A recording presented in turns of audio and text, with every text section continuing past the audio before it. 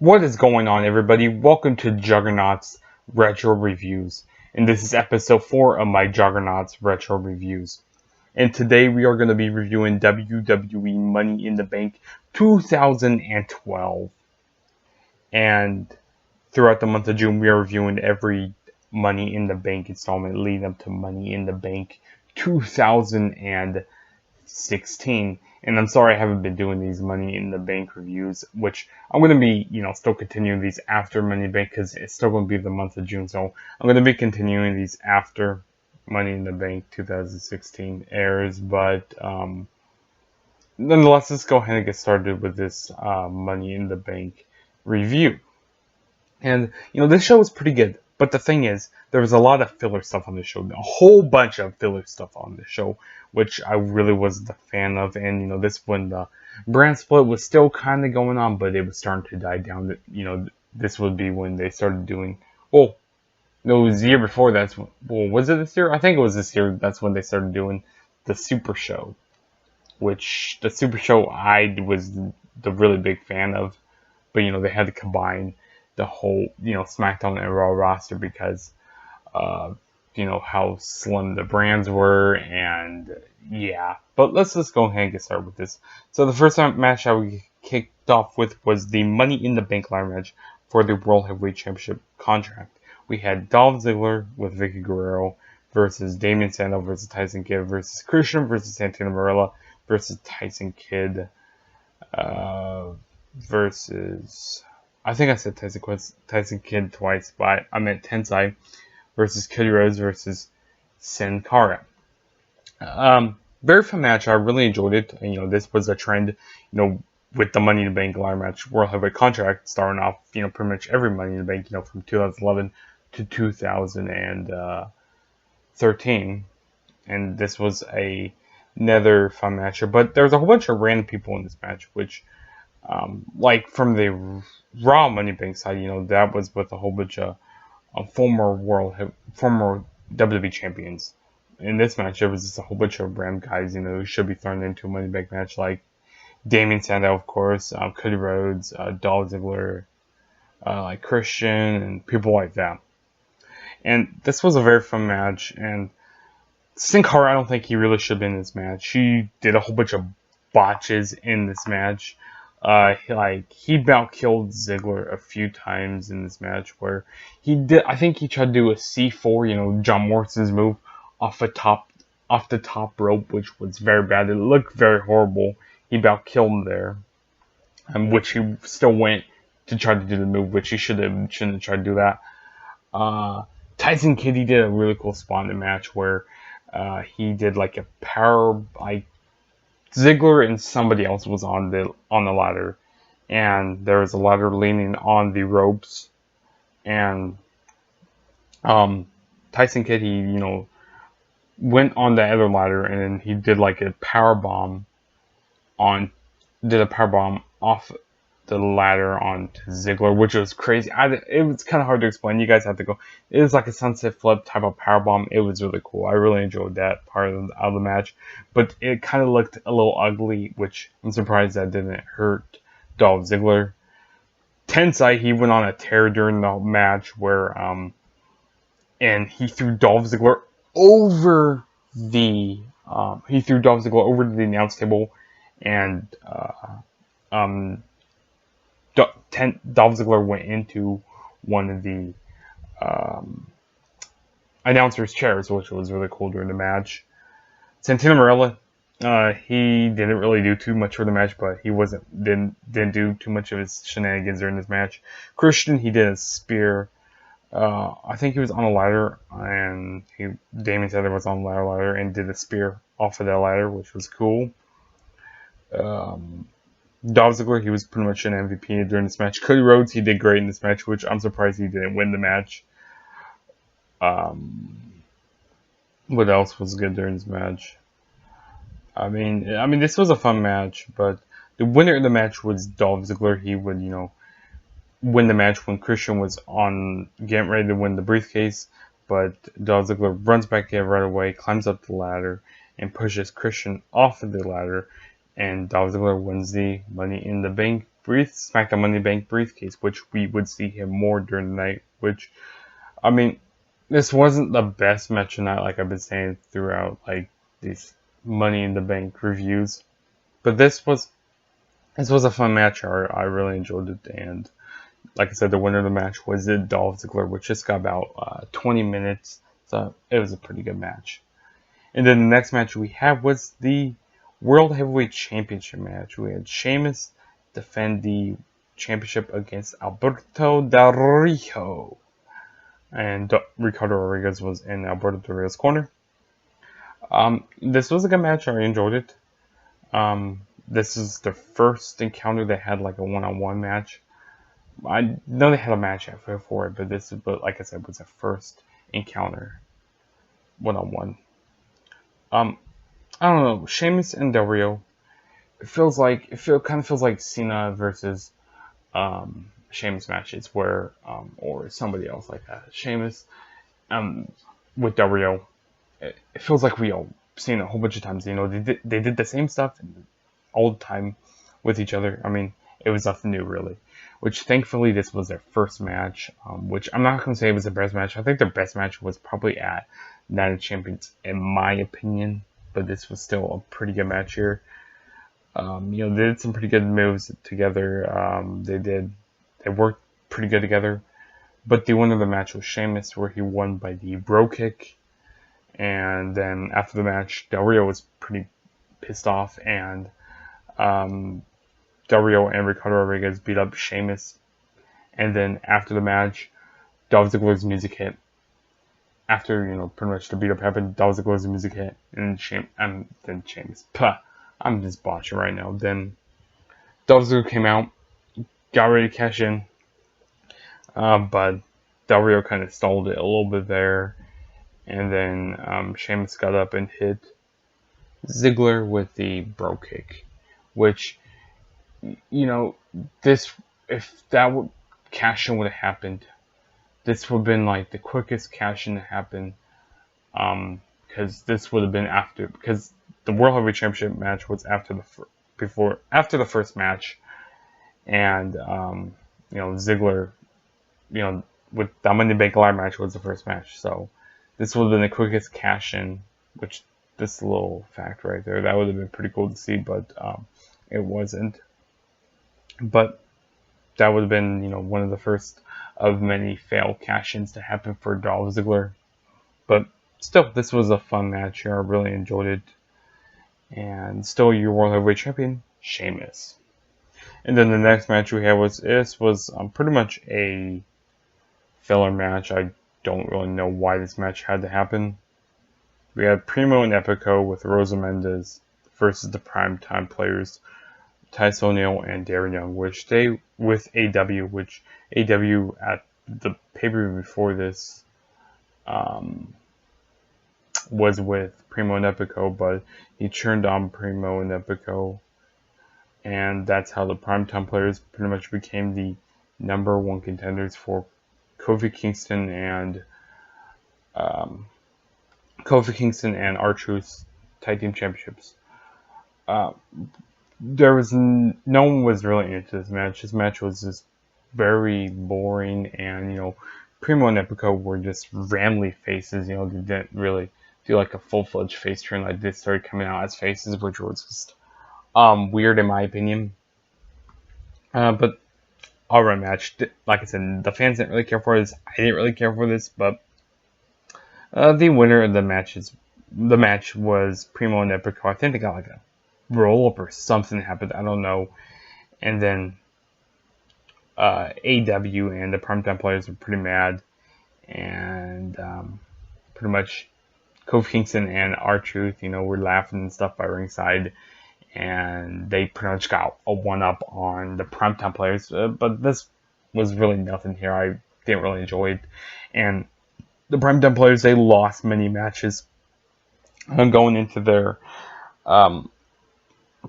Tag Team Titles match, which they lost that match also at SummerSlam, and then they lost the night after on Monday Night Raw, which was stupid. I didn't like it. But like I said, very pointless match. Really wasn't much going into this match either. Very random also, like I said. But the winners of the match, like I said, were Primo and Epico. So, but like I said, whatever match. And then the next match we had was a no disqualification match for the WWE Championship with AJ Lee as a special guest referee. CM Punk was defending the title against Daniel Bryan. This was a very fun match. I really enjoyed it. The whole storyline in this match was, AJ Lee was, like I said, she was a special guest referee, and she's been having an affair with, pretty much Daniel Bryan before, and then she was starting to fall in love with CM Punk, and this whole storyline. I thought something that they could do with this was, had AJ Lee and Daniel Bryan, in with it, going after CM Punk pretty much. That's what I thought this could have been, but no, it wasn't. AJ Lee, she took a ref bump during this match, which, pretty much a lot of refs take bumps, but she took a ref bump during this match. She had to go backstage, which I think AJ Lee kind of shadowed this match a little bit, took the spotlight of this match a little bit, in my opinion, because, I'm not saying this match is bad, but she just was in the match too much. She took too much focus in this match. That's what I'm trying to say. Like I said, took too much of the spotlight. But I think the CM Punk versus Daniel Bryan match, they had a better match at Over the Limit, in my opinion. I think that was the best wrestling match of the year, in my opinion. But still, this was a good match, like I said. AJ Lee would come back out, and she would pretty much. She wouldn't really favor anybody, but she would bring out a steel chair match. Yeah, she would bring out a steel chair, and she would put it in the middle of the ring, and they would both, Daniel Bryan and CM Punk would both go after the steel chair. They would both fight over the chair, and then one person would get control of the chair, and they would hit each other with it. That was really cool. I think she brought a candlestick, or one of the wrestlers brought a candlestick, and Daniel Bryan tried to go for the candlestick, but AJ Lee, she stepped on it, which, who the heck is AJ Lee favoring here? We didn't really know who. It was just so confusing, AJ Lee, she was pretty much lost during the whole match. I was just lost, who the heck is AJ Lee favoring? Like I said, we didn't know who, the fans didn't know who. Punk brought out a table, and they set up a table during the match inside of the ring, and Daniel Bryan and Punk were both at the top of the briefcase. They're both at the top of the top turnbuckle, and Punk did a back suplex through the table, and that's how CM Punk won. It was a very weird way to win the match. What? I thought Punk could have did it. This was a clean way to do it, but I thought he could have done it, a cleaner way, by hitting the GTS for the win. But no, he didn't. He had to do a back suplex, which very anticlimactic. I didn't really enjoy the way the match ended because, we're so used to seeing a finisher end off the match, but a finisher didn't end off this match, which was weird. I think it was pretty much to keep Daniel Bryan strong, but to keep him looking strong. But I don't know, and I don't know really why they didn't do any more matches, which I wish they would have, because both these guys did very good matches, back on the indies. They meshed very well together. Their in-ring work was so great together. But the thing is, like I said, I don't really like that AJ Lee was a special guest referee, because she took away from this match, in my opinion. Just in my opinion, though. But still, a good match, and CM Punk was still your WWE champion. And then in the next match we had was Ryback versus Kurt Hawkins and Tyler Rex. This was pretty much a squash match, pretty much Ryback. Before this, he was going on to face nobody names, and then he went on to WWE Superstars, slash main event people, and he started beating them, squashing them, and Ryback, he got a Goldberg chant in this match. This is when that started happening. And people started, chanting for Ryback, feed me more chances. When it started happening. But, he would squash Kurt Hawkins and Tyler Rex, which, one thing I don't really understand is why they never gave Kurt Hawkins and Tyler Rex a big run for the tag titles, or built them up, to be number one contenders, but they just never did that. Tyler Rex, I think he would leave WWE soon. He would, I think like a month later or a week later, he would ask for his release from his WWE contract, and then Kurt Hawkins would be leaving the WWE soon also. So it was kind of sucked that they never really got runs with the titles. But anyways, because these guys were both underrated talent, because I think they were really good, but like I said, very underrated in the ring. But like I said, Ryback would squash both of them in the handicap match. And Ryback, I mean, he would be skyrocketed to the WWE Championship like that year, because he just got done squashing a whole bunch of jobbers and a whole bunch of jobbers. And then at Hell in a Cell, he got thrown into the WWE picture, which I do not like that. I think they should have waited to prolong that, prolong him being in the WWE picture, because he was not ready. He was not ready. And I think the reason maybe why they put him in that picture was because Cena got injured because he injured his shoulder, or his I think it was bicep or something like that. He injured that, and I think that's why they had to pretty much put Ryback in that picture, and that's when the decline of Ryback started happening, when he got beat by CM Punk, when Brad Maddox pretty much happened at Hell in a Cell, and then they turned him heel later on in 2013, and he was just losing so much matches in 2013, and at the end of 2012, like it wasn't very good. Which that's one thing I have a gripe about Ryback, and that's where they kind of ruined Ryback, in my opinion. And now he's not in WWE anymore in the year of 2016, because he asked for, I think he asked for his release of his contract, but like I said, I think this ruined Ryback, in my opinion. But yeah. And then next we had another filler match. We had a Six Divas tag team match. Caitlyn, Layla, and Tamina Snuka versus Beth Phoenix, Natalya, and Eve Torres. Caitlyn, Layla, and Tamina Snuka won. That's all you guys need to know. And this was when the Divas division was very bad also. But I'm done talking about this match. I don't really need to talk about this because it was very bad. And it got about 3 minutes. And the match before this got about 4 minutes. But like I said, very, very pointless match. And it's pretty much to get you ready for the main event, which is what it was now.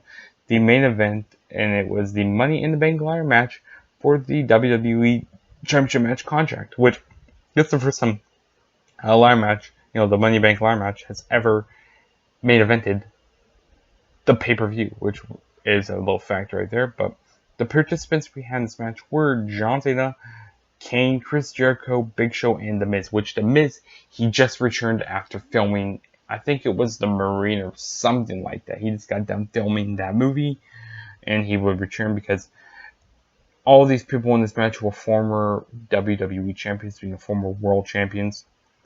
And so that's pretty interesting.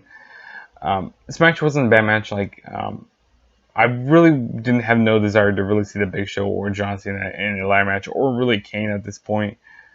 But this was not a bad match. Everybody held their own. Everybody did actually pretty good. Big Show, like I said, didn't really want to see him in there. John Cena didn't really want to see him in there, and he actually didn't feel too out of place in a Money in the Bank ladder match. I didn't really see Cena too much in this match until towards the end, which we'll talk about in a few minutes, which I wasn't a big fan of. But John Cena would actually Big Show through the Spanish announce table. And then they would all throw ladders on the top of Big Show, which this was kind of shades of what happened in 2010, where they all threw ladders on the top of Big Show in 2010. So I like how they kind of showed that a little bit in this match here. Kane and Big Show actually kind of go off at a little bit. Chris Jericho, he was the saving grace of this match here, because he was pretty much the veteran in this match, which I'm happy. He did really good stuff in this match. like I say, saving grace in this match. Miz, he did pretty good. But also, Big Show, he brought out his ladder that he brought in 2010, where pretty much that big, gigantic ladder, he brought that back out, and it looked like Big Show was gonna win. When he was pretty much dominating people on the ladder, I think he KO'd Jericho on top of the ladder, and then he took out the Miz on top of the ladder. I think Big Show and Kane went out on top of the ladder also a little bit, but then John Cena came running up the ladder and hit Big Show with the briefcase. Kept clobbering Big Show on the head with the briefcase, and then he did one more hit, and then the briefcase came loose, and the handle came flying off, and John Cena, he had one of the most shocked looks on his face. He was so shocked. You guys didn't see the look on his face. He looked like a kid who was in a candy store or something. He was so happy, and he had his mouth was wide open. He was like, "What? I just won that way?" Which I don't know if he was maybe supposed to win that way, or I don't know. But anyways, John Cena is the Money in the Bank winner of the Raw side, and then he will get ready to cash in on on himself. Yeah, he will get ready to cash in on CM Punk at the 1000th episode of Monday Night Raw, which will be in July or something like that.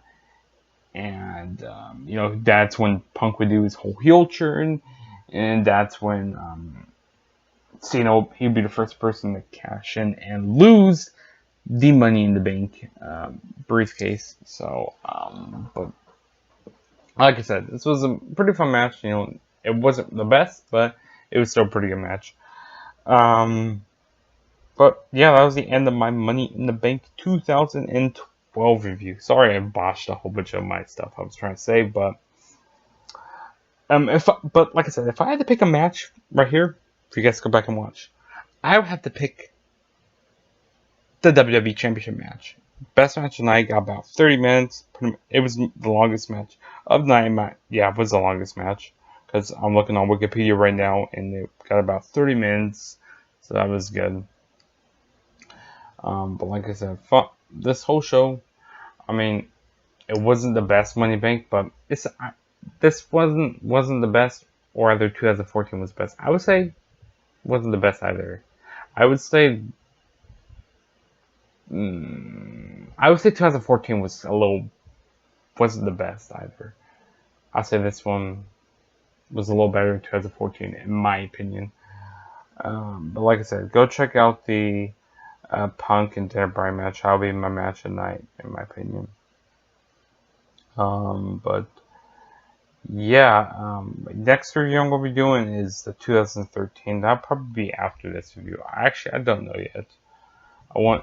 Maybe tomorrow my review 2013. I don't know, but yeah, this was the end of my review. And if this is the first time you're ever checking out one of my videos, please smash that subscribe button. That will really help me out a whole lot. And also, go follow me on the Twitter at the TrueJSB, and Instagram the TrueJSB, and Snapchat the TrueJSB1. All my links will be down below for all that. And you guys go check out my recent Juggernauts retro reviews, which was episode 3. You guys can go check that out, which I reviewed Money in the Bank 2011. And tonight is Money in the Bank 2016, which I will not be watching live because I'll be watching the Cavaliers and the Golden State Warriors in Game 7, because that game is going to be very historical no matter who wins, which I'm kind of hoping the Cavaliers win, because I'm not the biggest fan of the Golden State Warriors in my opinion. But yeah, I got a lot of stuff, and we got Money in the Bank on tonight. Like I said, I'm not going to be watching live, so probably my review, I never really do reviews on Sunday nights, but my review for that will be tomorrow, so stay tuned for that. I know that's definitely going to be happening, but I'll be watching Money in the Bank after the Golden State Warriors and the Cavaliers game, but I'm not going to be watching Money in the Bank live, and I'm going to be turning off all my notifications so I don't get spoiled for Money in the Bank. But enough from rambling on. like I said, first time you're checking out one of my videos, please smash that subscribe button. And Juggernaut saying peace out, and I'll get to